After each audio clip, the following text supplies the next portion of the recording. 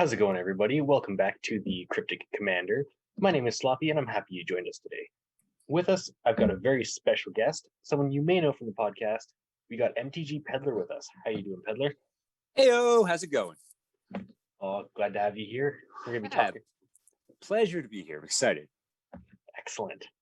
So we're gonna be talking about KALDHEIM today. But before we get started, cool. I just want to let everybody know we are proudly partnered with the Cosmic Gaming community over on Facebook. So be sure to go check that out and let them know that Sloppy sent you. And kind of just like last time, this is in no particular order. Just kind of picked out 5 cards that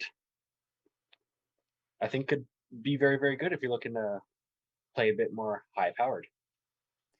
And also, KALDHEIM is one of those sets that really didn't perform too well from a sales aspect. So these are singles that are not really too high or unattainable for what they do. That's probably the best way to say it. Mm-hmm. Definitely. The most expensive card in this set is one we're going to talk about. The most expensive standard card. That's only $36. So definitely go pick that up before they decide to go up in price. But so how we're going to do this is I'm going to read a card. We're going to talk about it. Then Peddler's going to read a card, then talk about it. And then we're just going to go from there. Cool.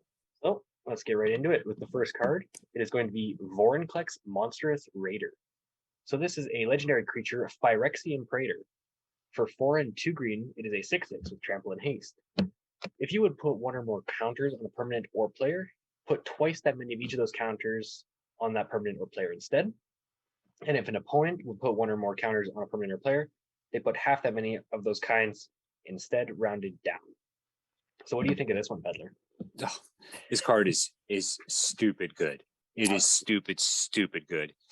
Because not only are you like on for 6 mana, you're getting 6/6 trample that's swinging right away because it has haste. Mm-hmm. But if you play next turn, let's say you play a Planeswalker, your Planeswalker is almost all the time going to be ready to go with its ultimate on board as soon as it comes out. It's so strong. And I mean, I'm guilty of this too. Like I've had Laurenclex on board against me, and I forgot that it affects my counters too. And I drop a Planeswalker, and I'm like, what? Why is my loyalty at 2? Like, oh, Laurenclex. It's a very, very, very good card, and it's an expensive single at like that $35, $36 range. But I mean, it's worth it if green is going to be one of your colors that you're going to stick with this standard season. I think it's well worth the buy. Oh, absolutely. And even in shifting over to Commander, this card goes perfectly in Atraxa, particularly Atraxa Infect. Just because your opponents will be very quickly out of the game, as I've come to see. But yeah, very, very, very good card.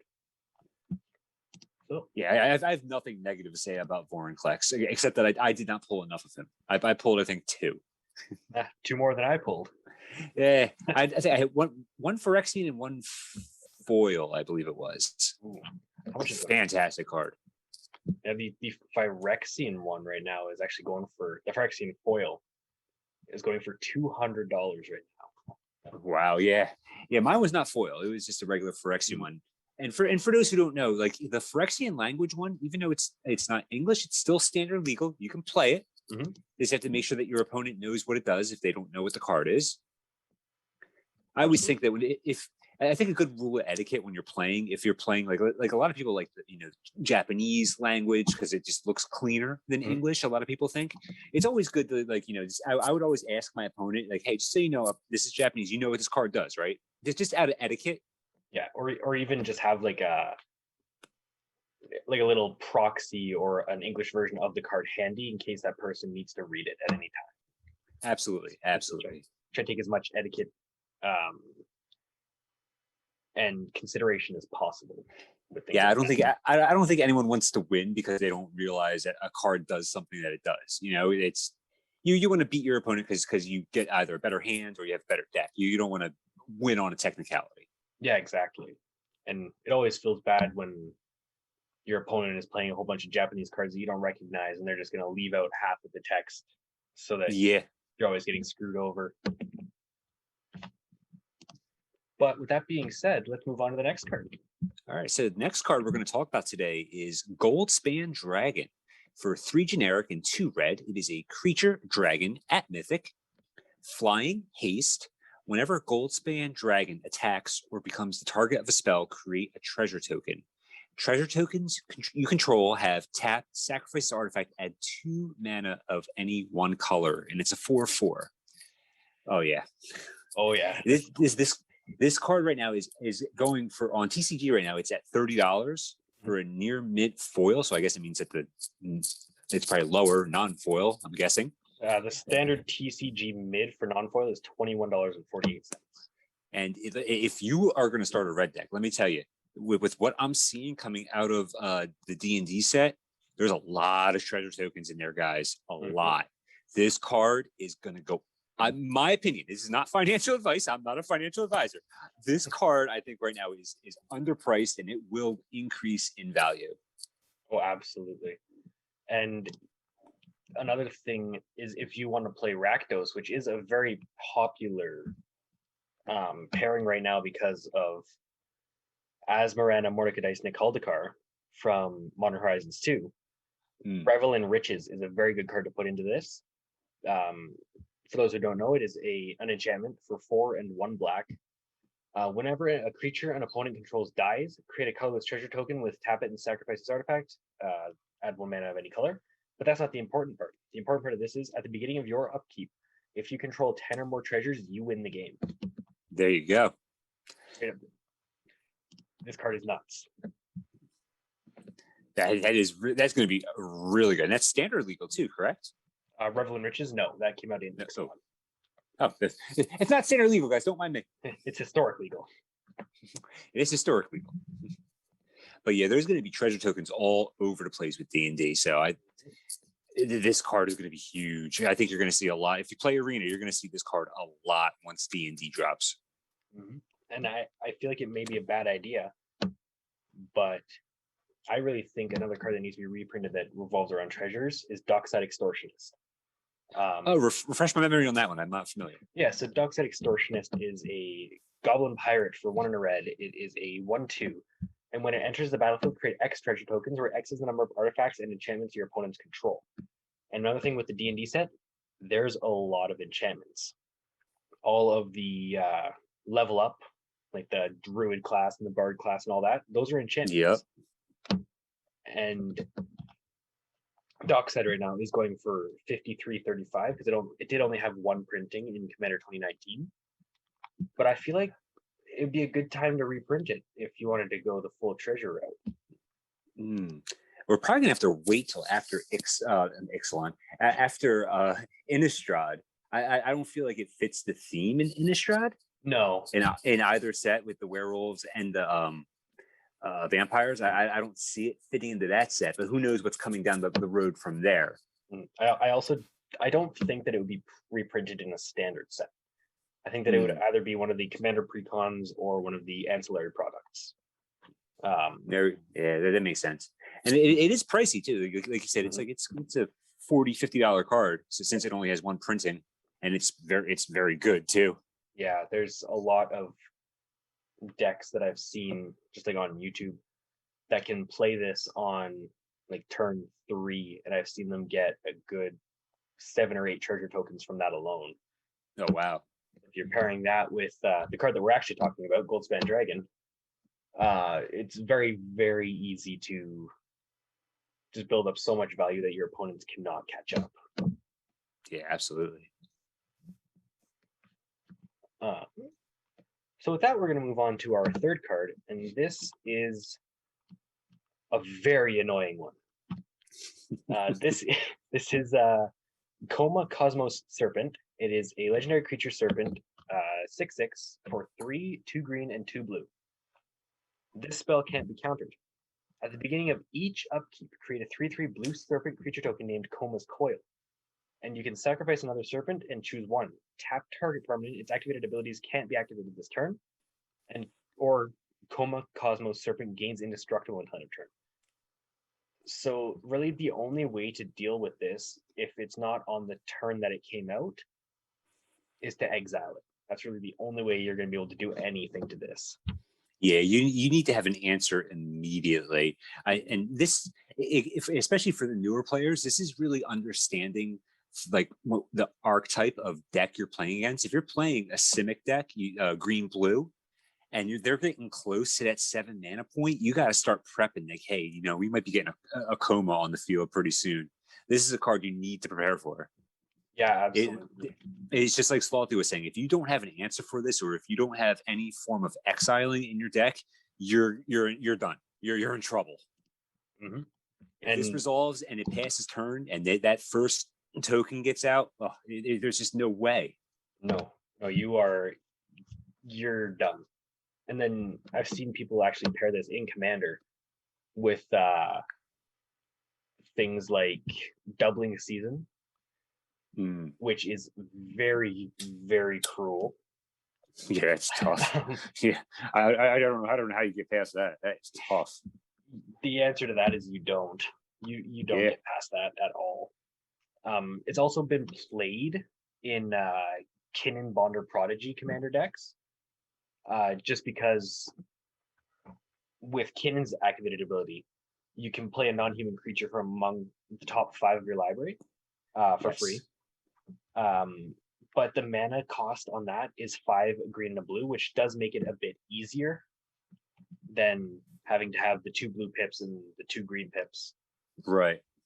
I don't really see this card too much outside of, well, I don't really play much other than Brawl on Arena. But has this really shown up too much in Standard? It hasn't.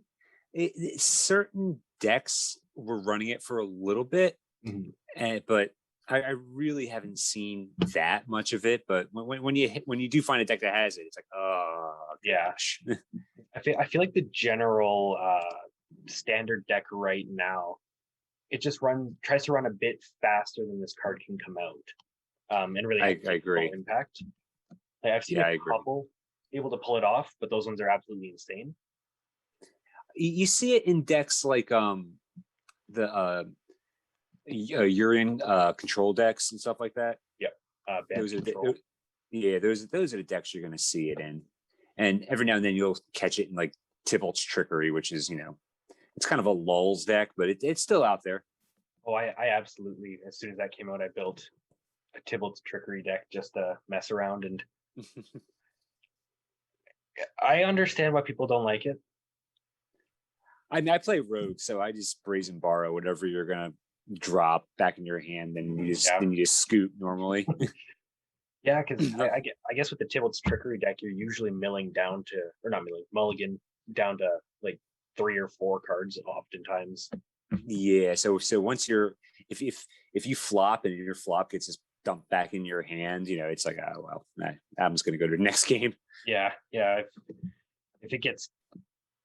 If it gets bounced back to your hand, that deck really has no way else to do anything, unless you get another 0-cost spell and a Tybalt's Trickery. It's an all or nothing deck. It's you're either going to win or you're just like you're done in like 2 turns. Yeah, it's very, very glass cannon-y. So moving along, we have Turgid, God of Fright. So this is one of the dual face modal cards. So on the front side, we have Turgid, who is 3 generic and 2 black, legendary creature god at rare. It has menace. Whenever an opponent sacrifices a non-permanent or discards a permanent card, you may put that card from a graveyard onto the battlefield under your control on a 4/5 body. And its flip side is Turgid's Lantern, which is 3 colorless, 1 black, legendary artifact. Tap, target player loses 3 life unless they sacrifice a non-land permanent or discard a card, and then you can pay 3 colorless and a black to untap it. This is a card that hasn't really seen too much play. I've seen it in Standard in like mono black builds, but I think it's better than, you know what I mean? It has the ability to be played. I think people just haven't broken it yet. Yeah, and I think This is another card that I'd be watching for the Innistrad set, because I feel Yeah. like we're gonna get some really good black in there. And all this card, I haven't seen too much of it in standard, but in commander it's an absolute powerhouse. This is basically the WotC's answer to how powerful Korvold was. It's like every time Korvold has to sack something, Turgon's gonna be like, oh yeah, I'll take that, thanks. Yeah. Yeah, you just got rid of your triplicate Titan. I'll take a 9/9 from you. That's fine. You can have 3/3/3s. That's fine. And generally in standard, it is the Lantern side that's played. Yes, absolutely. I don't think I've ever seen anyone play the front side of this card. No, this one is very. I think this card is very, very good on both sides, which a lot of them I found aren't. Like they really have one side I agree. pushed, and the other side is just kind of there.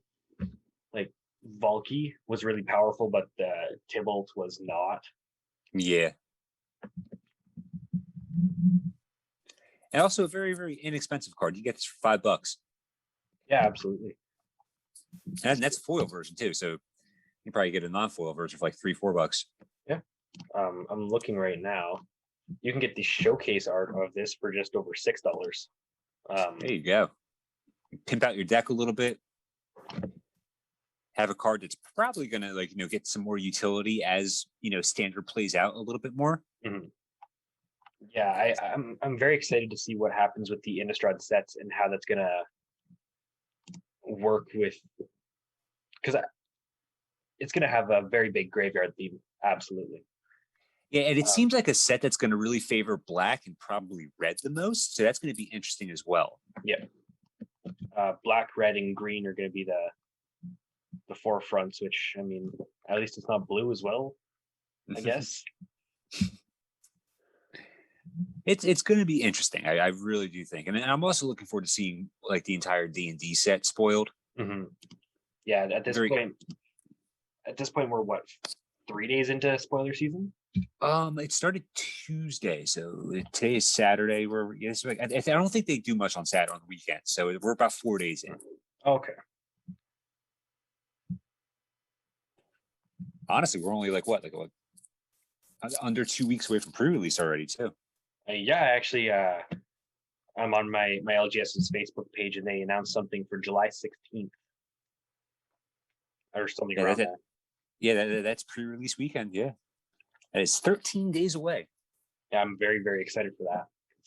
I'm excited for this set too. Honestly, I really am. I wasn't feeling it, but the more the spoilers came out, the more I was like, oh, I'm really looking forward to doing some pre-release events for this. This actually looks really fun to play. Yeah, definitely, and it's going to be one of those sets where it's not going to be very valuable. Like there might be a couple cards. I feel like there are going to be a couple cards that are worth like $30-$40, but generally this is going to be one that you can pick up relatively easy, I'm pretty sure. Yeah, I believe so too. I think this is going to be a very inexpensive set. A very inexpensive set. Not like Modern Horizons 2, so don't worry, guys. No. It's not going to be another Modern Horizons 2. No, that one's hurt my wallet quite a bit. I'm telling you. I had to put a lot of work into Modern Horizons 2 to recoup my my buy-in. Yeah. Yeah, and that just kind of dug me down a deep rabbit hole of now I'm going to build a modern Squirrels deck. And I mean, I would love to build a Squirrels deck. I'm a big fan of Squirrels, so definitely. I love the support they're getting. It was definitely really cool. Like Modern Horizons 2 is very, a very interesting set. I think they did it very well. Mm-hmm. Besides the price point, I wish it was more accessible to more people. Yeah. Yeah, definitely. I think that with these products, I don't know, it's just kind of that the price is too high for the normal casual player. And if like one of those players that may not have like the money, like say like a college student, and they want to play more like tournaments, they're just going to be absolutely stomped by the people who can afford all the very, very powerful cards, because those ones tend to be a bit more expensive, like Dockside Right. Potions. And I mean, even like the singles of this are still pretty expensive too in Modern Horizons 2. Yeah, definitely. Like, what are some of them are? I mean, 77 on I'm just on MTG Goldfish. That's kind of like an average price. You said 77? Yeah, on Card Kingdom it's 90 right now. Yeah. Which is not bad because I did happen to pull one of those from my pre-release. I pulled the borderless foil. Nice. Yeah, it was a good hit. It was a pretty good hit. I do enjoy the monkey. It's a cool card. I could see why people are so excited about it, and I would say it's expensive, yes, but for what it does, it kind of warrants the price tag. The amount of splash that it's had in Modern in the last 3 weeks, it is scary. I feel like if like there's a couple cards people are speculating are going to get banned from Modern Horizons 2. Like Urza Saga. Urza Saga is a big one. And I heard a little bit of people talking about Regavan, which I hope not, but it's just kind of like in Pioneer when it first started. Watu said they were going to ban cards every week so that the same deck wasn't winning all the time. And I feel like this is kind of the case because there's just so many Regavan decks that it's just going to be that's the entire format. Wizards is going to have to say no. We want this to be more diverse, so we're gonna... I'm sure they have like a metric. Once a deck hits a certain percentage, and they're like, okay, well, we got to do something about this deck. There's just too many people playing this deck. Yeah, absolutely. Yeah, Regavan is one of the ones that scares me to play against. But seeing as how I play Commander, I don't see it. Like I haven't seen it yet in Commander, although I would like to. I'd like to see how people are building that. It would definitely be interesting to see. Definitely interesting. But we are going to move on to our fifth and final card here. And that card is Esika, God of the Tree. This is another dual face card.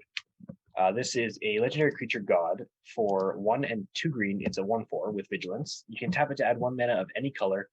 And other legendary creatures you control have vigilance and tap it to add 1 mana of any color. But that's not the side most people are interested in. The side most people are interested in with this one is the Prismatic Bridge. This one costs Wooburg. So you can run Esika as a commander and be able to play all 5 colors, which is pretty sweet. But the Prismatic Bridge is a legendary enchantment with at the beginning of your upkeep, reveal cards from the top of your library until you reveal a creature or planeswalker card. Put that card onto the battlefield and rest the bottom of your library in a random order. This one I've seen a lot in Standard. Oh, yeah. And in Commander, it's just all big beaters with this. Yo, I'm sure it's just, a nice solid mana base and Prismatic Bridge, and then there's a ton of beef. Oh, absolutely. Because, well, this deck can run all the dual lands, all the fetch lands, shock lands. Yeah, you can run. You can run any lands you want in this deck, basically. Yep. Which, another thing that kind of scares me a little bit. Because I can only imagine how expensive that Commander deck is. Let's find that out, actually. Oh God. I'm going to open up mtgx.net. My guess is $6,400. $6,400. Let's take a look here. I'd like to add, I did not cheat. I'm still looking at Esika here. I have not even touched my computer. I did not cheat. So 6,400. Final answer.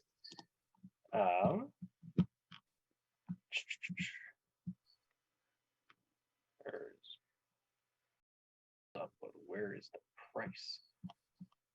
Here, I got kind of a list of the price for Esika here, and it ranges from anywhere from about the cheapest one on this list right now is $70, and the most expensive, and these are just the ones from the last like 4 days. They range from $70 to $7,232. I was not that far off. No, you weren't. That was I was within $800. I would have won both showcases on the Price is Right. Oh yeah.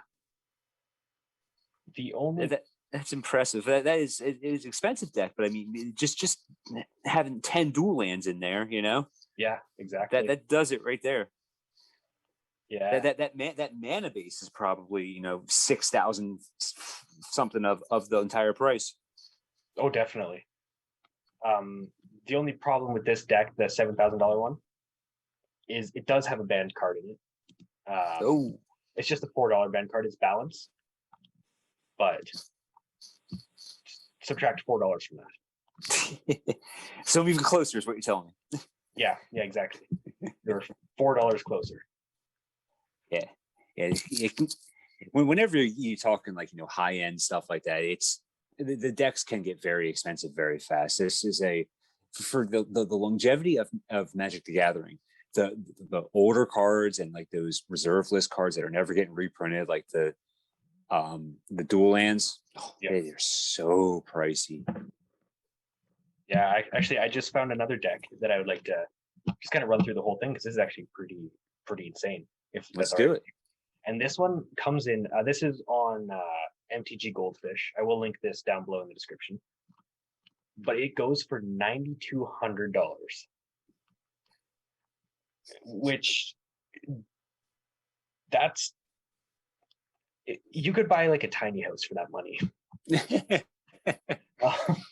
But it's got 18 creatures: Birds of Paradise, Ignoble Hierarch, Bloom Tender, Dockside Extortionist, Valky God of Lies, Dread of the Elysian Grove, Fabro Elder, Karth the Lion, which is from Modern Horizons 2, Erebos God of the Dead, Iroas God of Victory, Mogus God of Slaughter, Golos Tireless Pilgrim, Kuranos God of Storms, Kruvix God of Horizons, Vorinclex Monstrous Raider, Elish Norn Grand Cenobite, Avacyn Angel of Hope, and Sphinx of the Second Sun. So even with just the creatures alone, that is kind of showing you what this deck wants to do. It is very, very, very in favor of big beaters. Yeah, big beaters and mana producers. You have both the hierarchs. Mm-hmm. There's another one in there I heard, I believe too. There is. I thought I heard. No, there's just Ignoble. Oh, Birds of Paradise. Birds of Paradise. Yeah, Birds of Paradise. There it is. I knew there was another mana producer in there. I heard. Oh, there's also if you count it, Dread of the Elysian Grove. That's true. And Fabro Elder too. But with this deck, there's also 7 Planeswalkers: Cosima, Enigma Sage, Oko Thief of Crowns, Teferi Master of Time, 3 Nicol Bolas, Dragon God, God Pharaoh, and Planeswalker, and Ugin the Spirit Dragon. Oof. Yeah, why? But see, at this point, that's not even a dent in the budget. No, not at all. No, that's probably not even 10% of the budget. No, not at all. There is one card in the spells section of this that does kind of make up a bit of it, though. So you got Brainstorm, Enlightened Tutor, Imperial Seal, which is that one going. No, there it is. There it is. Yep. We've got Mystical Tutor, Swan Song, Swords of Plowshares, Vampiric Tutor, Assassin's Trophy, Cyclonic Rift, Demonic Tutor, Farseek, Mana Drain, Nature's Lore, 3 Visits, Deflecting Swat, Fierce Guardianship, Teferi's Protection, Toxic Deluge, Damnation, Supreme Verdict, Force of Will, which is another $100 card. 120. Urza's Ruinous Blast, and Primeval's Glorious Rebirth. Oh. And then we've got 10 artifacts in this. Chrome Mox, Lotus Petal, Mana Crypt, Mox Diamond, Sensei's Divining Top, Soul Ring, Arcane Signet, Felwar Stone, Chromatic Lantern, and the Chain Veil. So I wonder where some of their money went for this one. Yeah, seriously. we are almost done with this deck. Enchantments, there's 8 of them: Carpet of Flowers, Mystic Remora, Sylvan Library, Paradox Haze, Ristic Study, Smothering Tithe, Doubling Season, and Oath of Teferi. And then with lands, you guys better sit down. Although it'd be kind of weird if you were just watching a YouTube video standing. They might be waiting in an elevator or something. You don't know. That's true. Or it could be walking on the treadmill or... Yeah, something. Yeah. But we've got 33 lands in this: Arid Mesa, Badlands, Bayou, Bloodstained Mire, Breeding Pool, City of Brass, Command Tower, Exotic Orchard, Flooded Strand, 1 Forest, Hollowed Fountain, 1 Island, Mana Confluence, Marsh Flats, Misty Rainforest, Overgrown Tomb, Plateau, Polluted Delta, Savannah, Scalding Tarn, Scrubland, Steam Vents, Stomping Ground, Taiga, Temple Garden, Tropical Island, Tundra, Underground Sea, Verdant Catacombs, Volcanic Island, Watery Grave, Windswept Heath, and Wooded Foothills. And I don't think I've said more expensive words in my life. All you got to do is make the forest and an island summer magic, and there you go. There's a $10,000 deck. Yeah. I would do it for that deck. Why not? You might as well. Well, if you're already spending 9,200, might as well. Is City of Brass